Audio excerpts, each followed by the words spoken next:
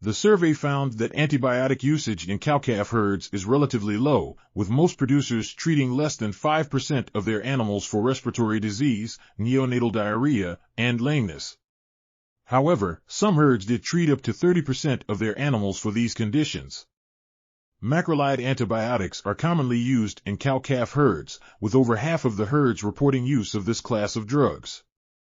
Additionally, some herds reported using antibiotics with high importance to human health, such as ceftiofur, which was used in less than 20% of herds, but was used in greater numbers in nursing calves. This article was authored by Jayce D. Fossen, John R. Campbell, Sheryl P. Gao, and others.